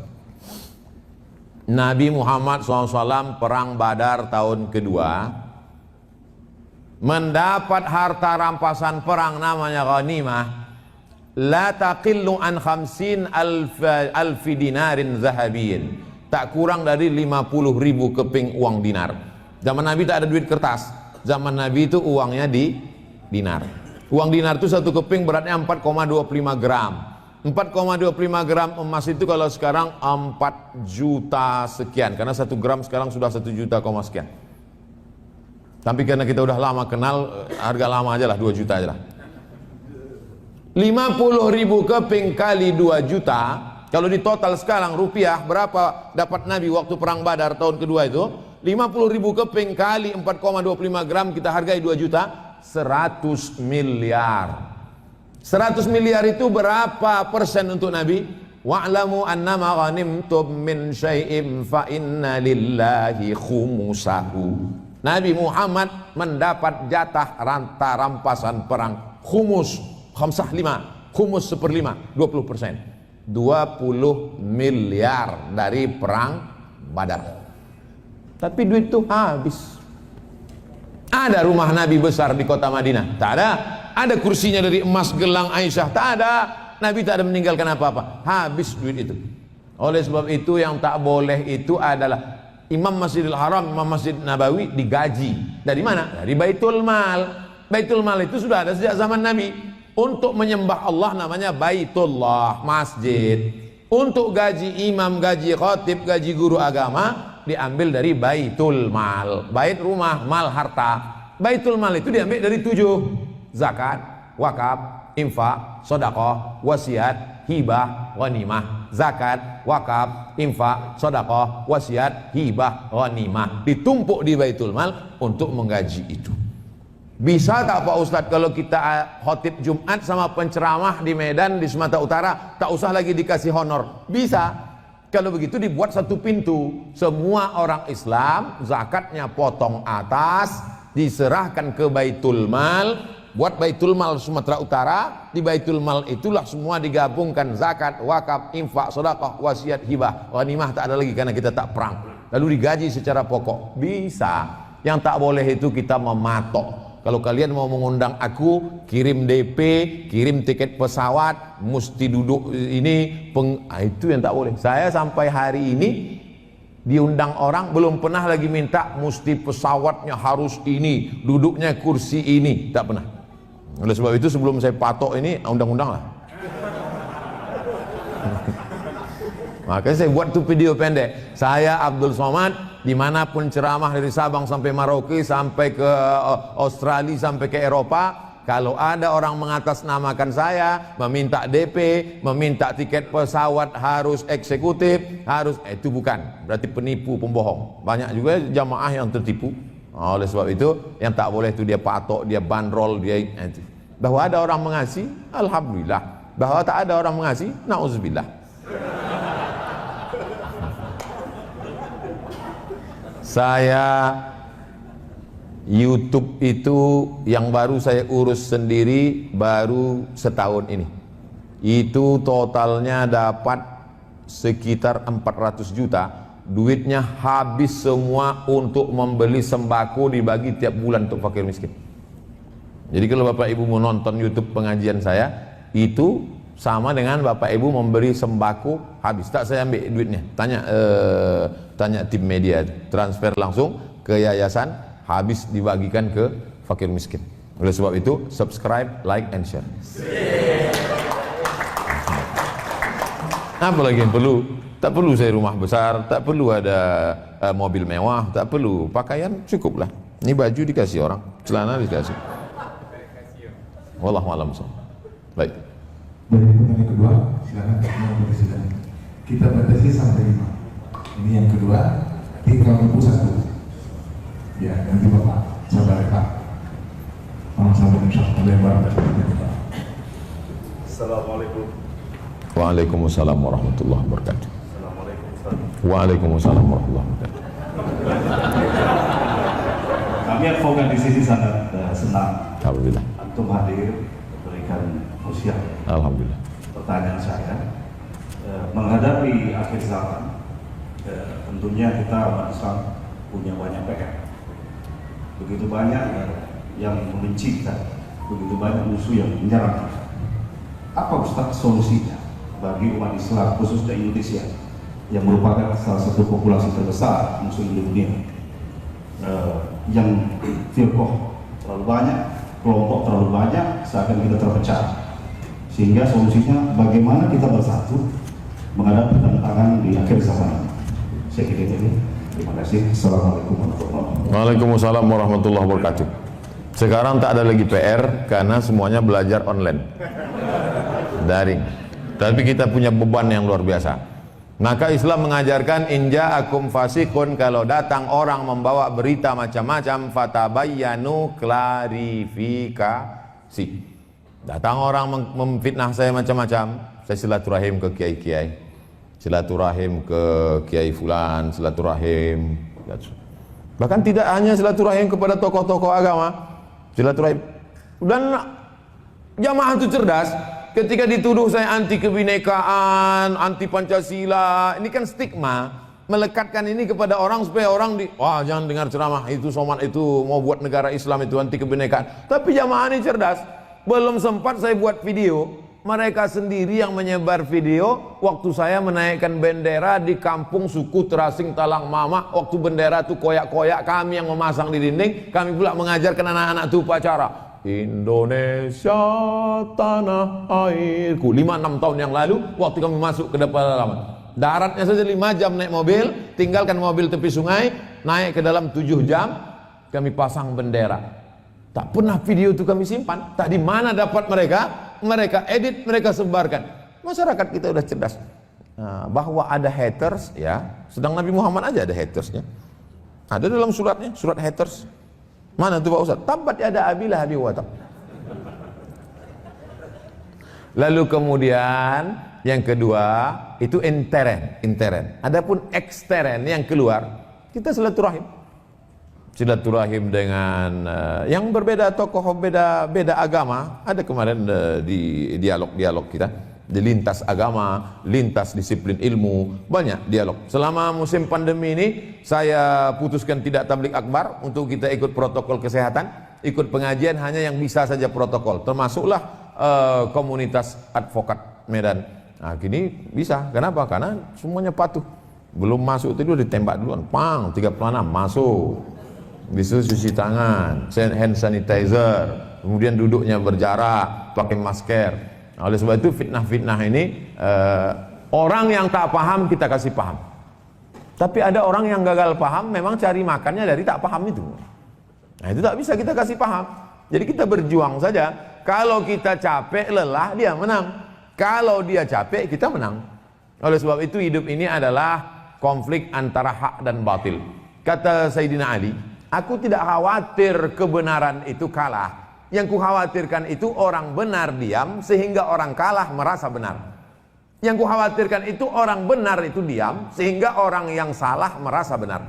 Antara betul dan batil itu tipis. Saking banyaknya orang batil berkata batil, yang betul merasa batil merasa betul. Oleh sebab itu maka di akhir zaman ini kita tetap istiqomah, banyak beribadah, tahajud jangan sampai tinggal, itu menguatkan kita dari dalam. Apalagi Bapak godaannya luar biasa, godaan duit, godaan perempuan, godaan persaingan, godaan perkara, banyak tekanan. Itu tak bisa kalau tidak kekuatannya dari dalam. Dia harus dari dalam. Makanya Nabi Muhammad itu kata Allah SWT, Inna nasyi'atal laili hiya asyaddu atwaw wa aqwamu qila. Di tengah malam kau bangkit ya Muhammad, karena kau akan menghadapi orang-orang yang kuat. Begitu juga dengan Nabi Musa alaihissalam. Ketika dia akan menghadapi Fir'aun, kalau dia tinggal di istana, dia di zona aman, dia tak akan mampu.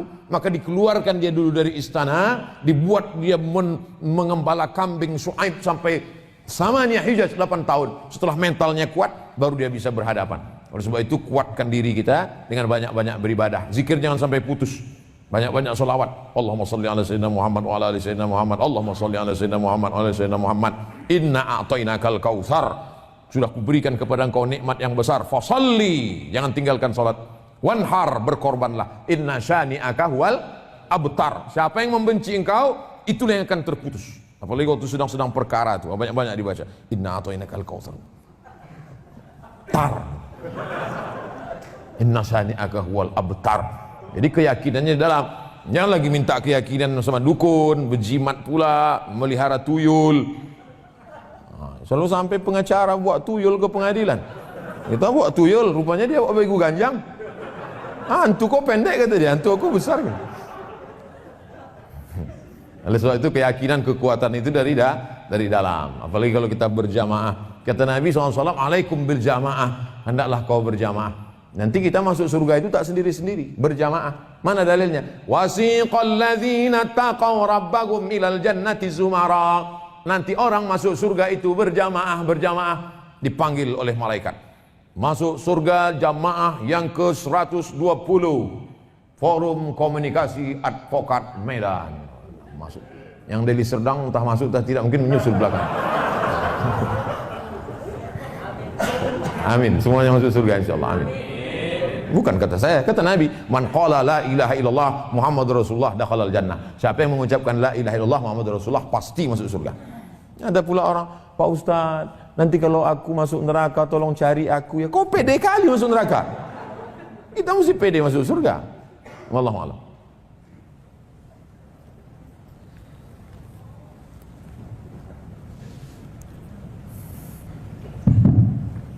Assalamualaikum warahmatullahi wabarakatuh. Waalaikumsalam warahmatullahi wabarakatuh.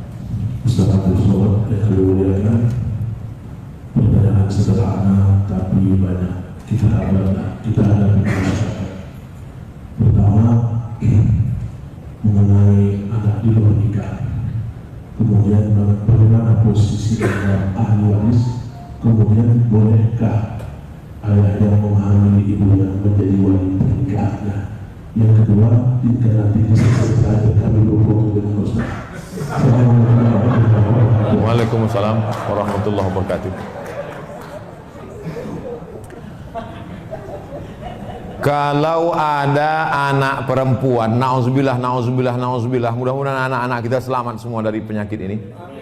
Kalau ada anak perempuan berzina dengan anak laki-laki, hamil dia, baik 1 bulan, 2 bulan, 3 bulan, 4 bulan, 5 bulan, 6 bulan, 7 bulan, 9 bulan, tak ditengok bulannya, asalkan dia sudah hamil, dinikahkan, maka menurut mazhab Syafi'i nikahnya sah. Banyak orang bertanya nikahnya apa sah apa tak sah. Buka Al-Fiqhul Islami wa Adillatuh Syekh Wahbah Zuhaili. Nama kitabnya Al-Fiqhul Islami wa Adillatuh. Nama pengarangnya Syekh Wahbah Zuhaili. Nikahnya sah. Yang jadi masalah itu adalah setelah anak itu lahir muncul 4 masalah. Yang pertama, anak itu tak bisa dipakaikan bin bapaknya karena tak ada hubungan nasab. Tak ada hubungan nasab. Kenapa tak ada hubungan nasab Pak Ustadz? Karena barang itu sudah ada sebelum akad. Yang diakui itu setelah akad. Mencoblos sebelum hari H, mana bisa diakui kertas? Nah kan lepas juga jadinya kan? Itulah udah kutahan-tahan tadi udah. Tapi kalian pancing-pancing, ini pandai pengacara tuh mancing-mancing. Kena juga kita sekali ini. Yang kedua, lahirlah anak itu perempuan. Lahir anak hasil perbuatan ini perempuan. Lalu kemudian si bapak ini tak bisa menikahkannya jadi wali. Karena yang jadi wali itu kan yang ada hubungan nasab. Dia tak ada hubungan nasab, maka tak bisa dia jadi wali. Walinya siapa? Fasultanu waliyun wali man la waliyalaha. Yang menjadi walinya adalah sultan. Sultan itu maksudnya apa? Sultan Delhi. Kalau dulu waktu masih kerajaan Melayu Delhi, Sultan Delhi itulah menikahkan orang yang tak punya wali. Bukan Sultan Jorgi. Tapi karena kita tak lagi tinggal di negara kesultanan, maka dulu janji sama Presiden Soekarno, dibuatlah namanya Departemen Agama, yang sekarang menyebutnya Kementerian Agama. Itu pengganti sultan dalam urusan agama. Makanya Pak Kua itu, Pak Kua tak ada perempuan, Bu Kua. Pak Kua itulah yang menikahkan. Aku nikahkan engkau dengan mahar sebentuk cincin. Karena Kua itu berfungsi sebagai sultan, man la waliyalaha. Yang ketiga, meninggal si bapak ini, anak itu tak dapat warisan karena mereka tak ada hubungan nasab. Yang keempat, lahir anak pertama misal laki-laki, setelah itu lahir pula adiknya perempuan, maka si abang ini tak bisa jadi wali adiknya karena dia bukan saudara seayah. Yang bisa jadi saudara sewali itu saudara seayah yang bisa mewalikan. Saudara seemak tak bisa jadi wali. Jadi zina ini efeknya itu banyak sekali. Oleh sebab itu saya sampaikan ke jamaah, kalau dulu pernah bersalah 20-25 tahun yang lalu, jangan buat kesalahan lagi, jangan kau akadkan, mengakulah ke Pak Kua, bilang Pak Kua nanti anakku ini tak bisa kualikan Pak Kua, nanti pada hari pernikahannya itu aku pura-pura mencret nanti Pak Kua. Kata Pak Kua, bukan cuma kau, rata-rata begitu orang nih, kata dia. Udah tahu aku itu udah semua, udah cincailah tuh aku nanti nikahkan, selesai itu. Asal kau tambah aja lah bayaran nih, kata dia. Kuat. Oleh sebab itu jangan lagi diulangi kesalahan. Karena nikah itulah nikah illa biwaliyin, tidak sah nikah kecuali dengan wali wa syahidai adilin dan saksi yang adil. Itulah yang saya pahami, itulah yang saya pelajari, itu yang saya sampaikan. Kalau ada pula ustadz yang berani menyampaikan, ajra'uhum lil fatwa ajra'uhum lin nar. Orang paling berani berfatwa, itulah orang paling berani masuk neraka. Saya banyak cakap saya itu orang tersinggung perasaan, tak senang dia, apa boleh buat? Saya menyampaikan aja, mau dia alhamdulillah, tak mau dia tak diundang sekali lagi. Itu saja, di mana-mana begitu. Banyak orang Ustaz Somad itu saya diundang lagi, masalah aja itu. Orang sama saya ini banyak benci tapi rindu. Demikian tentang masalah foto tadi. Nanti saya duduk di sini dengan bapak-bapak ketua, kemudian ada mungkin di ini, lalu di belakang ada, depan ada, tetap kita jaga supaya tak jadi fitnah. Karena tidak nanti Abdul Somad menebarkan ini supaya ditangkap polisi pula. Tapi saya tak apalah ngeri-ngeri kali karena banyak pengacara kan. Wallahu a'lam. Ibu-ibu mewakili? Cocok. Ya, silakan.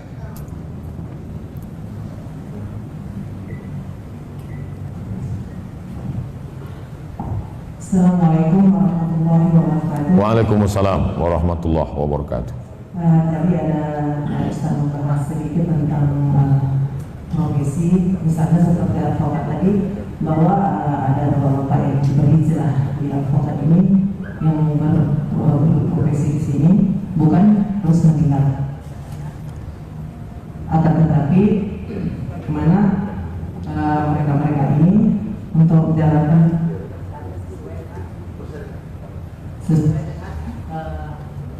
peraturan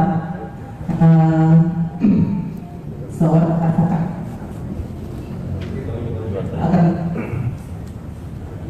tapi bagaimana ya Ustaz jika ada bagi teman-teman yang misalkan di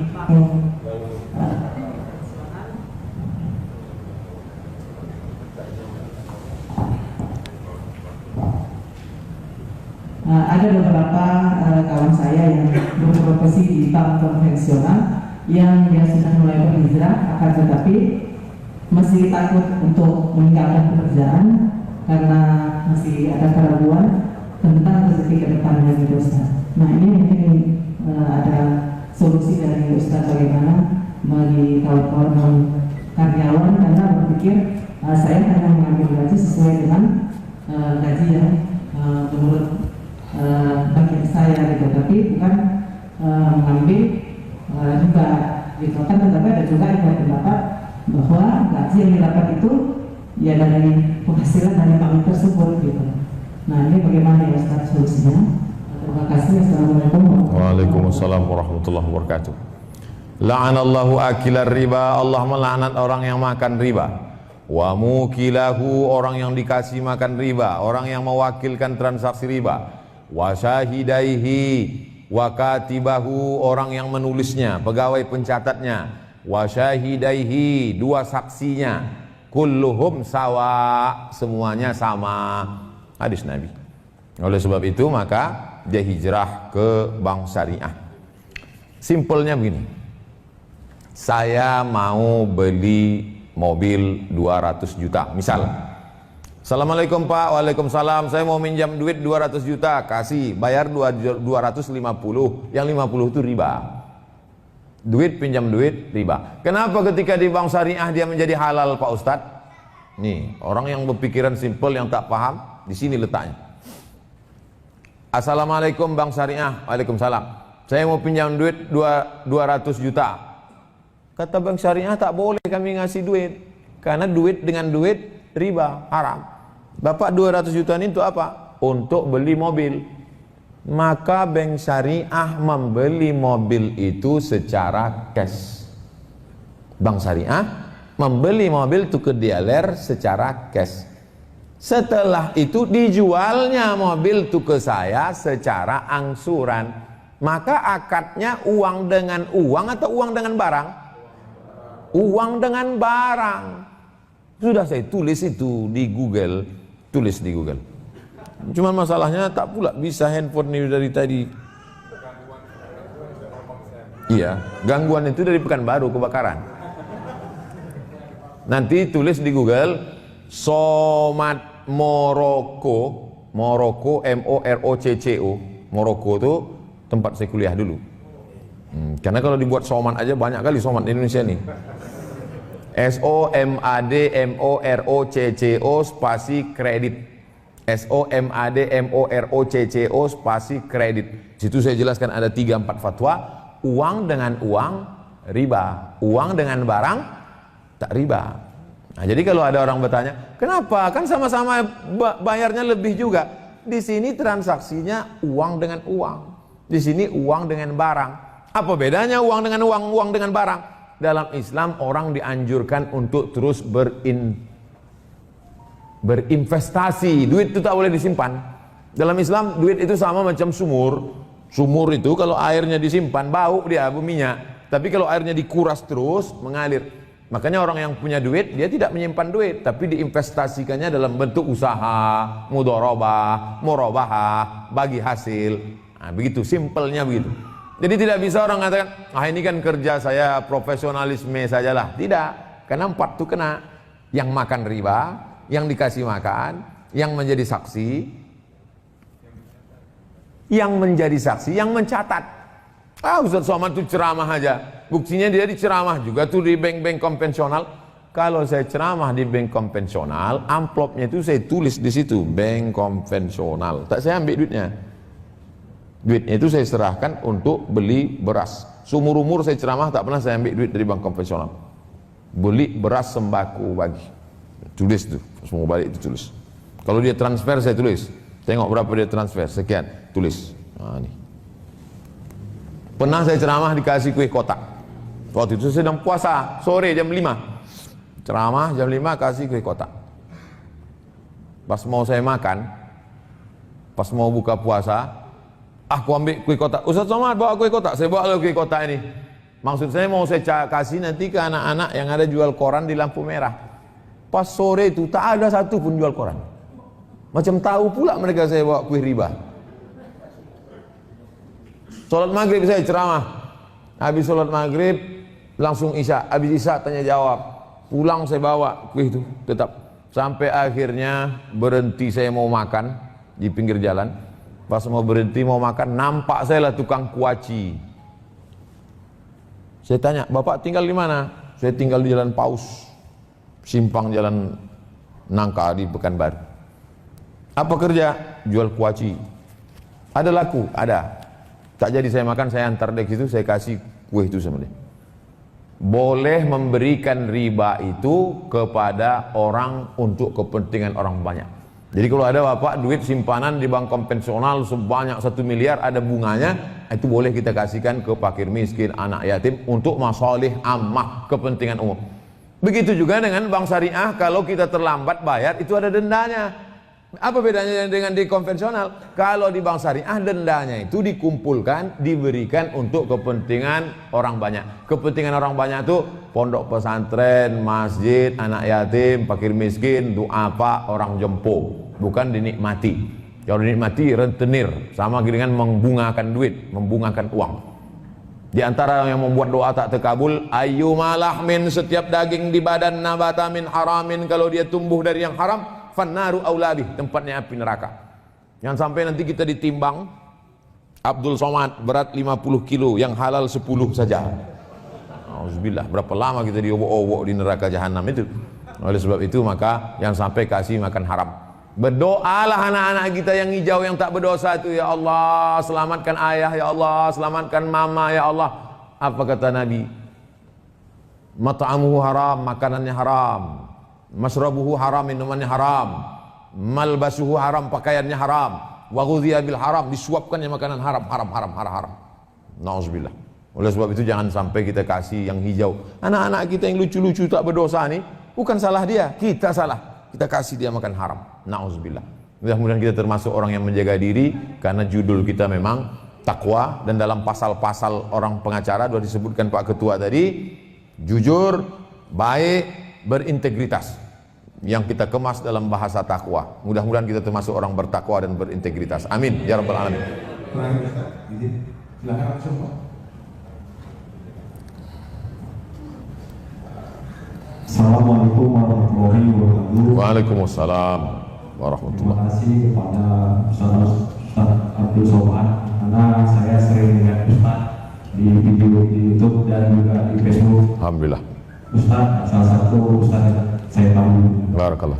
Jadi ini Ustaz, kebetulan saya ini seorang advokat dan juga sekaligus seorang dosen. Jadi Ustaz, terkadang di dalam saya menjalani profesi saya sebagai advokat ada dilema-dilema tersendiri. Artinya kita ini kan dalam undang-undang orang salah pun bisa kita bela, dibenarkan kan itu Ustaz. Artinya dalam hal ini juga pandangan orang kan mungkin buruk melihat seorang advokat, kok orang salah dibela gitu kan. Tapi itu sebagai orang yang bisa memahami dan juga ada juga yang tidak memahami. Jadi ada di satu sisi orang ingin hukuman pelaku berat, di satu sisi advokat membela ingin ringan gitu Ustaz. Jelas seandainya dikabulkan ini akan ada yang terzalimi. Jadi pertanyaannya gini Ustaz, bagaimana hukumnya honor yang kita terima seandainya itu dikabulkan ringan, dan seandainya honor itu kita terima dan kita keluarkan uang pendapatan atau jarang yang besar. Saya hanya menanyakan mengenai hukumnya Ustaz. Terima kasih Ustaz. Apa itu dosa? Dosa itu kata Nabi dua. Pertama, mahaka fi sadrika, terasa sesak di dadamu, wa takhafu ayattali'a alaihin nas, kau takut itu diketahui orang banyak. Itulah dosa. Jadi dalam lubuk hati kita yang paling dalam, paling kecil, ada terasa dua itu, berarti salah. Berpikir kita sejenak, bangun tengah malam atau selesai sholat, terasa itu di dalam, mahaka fi sadrika, terasa sesak di dadamu, wa takhafu ayattali'a alaikan nas, dan kau takut itu diketahui orang. Itulah dosa. Karena pertanyaannya tadi secara umum global, saya jawab secara global. Kalau bapak-bapak pengacara, lawyer, advokat sudah berijtihad menurut ilmunya, menurut pengetahuannya, maka dia kerjakan. Al-hakimu idza jitahada, orang berilmu kalau dia berijtihad, fa asaba ijtihadnya benar, lahu ajrani, dapat 2 pahala. Pertama, dia sudah mengerahkan kemampuannya menurut ilmu dia. Yang kedua, benar. Andai dia keliru, tersalah, tersilap bukan karena keinginan dia, maka dia tetap dapat 1 pahala karena dia sudah bekerja keras untuk melakukan itu. Karena kalau bapak tinggalkan ini, belum tentu pengganti bapak orang yang akan duduk di posisi bapak orang lebih suci, lebih bersih, lebih baik, lebih bertakwa, lebih adil, lebih berintegritas. Oleh sebab itu maka kalau ada hal-hal yang syubhat, yang abu-abu, innal halala bayyinun, yang halal itu jelas, wa innal harama bayyinun, yang haram juga jelas, wa bainahuma umurun mustajbihat, yang ragu-ragu itu yang abu-abu. Bagaimana kita sikap kita kepada yang abu-abu ini? Famanit taqas syubhat, siapa yang meninggalkan yang syubhat, yang abu-abu ini, faqad istabra'a lidinihi wa irdihi, dia sudah menyelamatkan agamanya. Itu tentang masalah ketika kita berijtihad menentukan sesuatu sesuai dengan ilmu yang ada pada kita masing-masing. Yang kedua tentang masalah honor. Halalkah menjadi honor pengacara? Pengacara itu adalah advice, penasehat bagi orang yang tak tahu hukum. Secara hukum ini begini Pak, ini begini menurut pasal ini, menurut undang-undang tahun segini, begini dia. Bukan menghalalkan yang haram, mengharamkan yang halal. Masalah jasa dalam Islam itu, jasa itu ada. Contoh, Abu Bakar Siddiq beserta sahabat Nabi pindah ke kota Madinah Al-Munawwarah. Ali bin Abi Thalib mengambil upah menimba air di rumah orang Yahudi, bukan orang Islam. Dilaporkan ke Nabi, ya Rasulullah, itu Sayyidina Ali menimba air di rumah orang Yahudi. Kata Nabi, tak apa-apa, boleh. Itulah dalil boleh bekerja di tempat orang non-muslim selama tidak terkait dengan makanan haram, benda haram, perbuatan haram. Jasa. Begitu juga ketika Nabi pindah itu, ada guide penunjuk jalan. Karena mereka waktu pindah dari kota Makkah ke Madinah itu ada guide penunjuk jalan. Ini cerita tentang jasa. Namanya Abdullah bin Uraiqid. Itu dibayar upahnya oleh Abu Bakar Siddiq. Biaya hijrah itu ditanggung oleh Abu Bakar. Itu dalil bahwa jasa itu boleh. Dalam perjalanan dakwah Islam itu ada penunjuk jalan, ada pengutip zakat. Itu semuanya adalah jasa.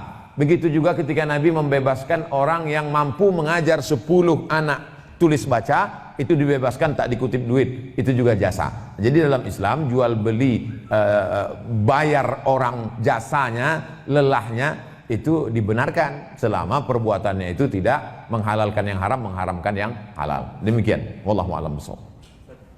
Di akhir majelis mari kita berdoa kepada Allah. Banyak silap salah kita beristighfar. Astaghfirullahalazim.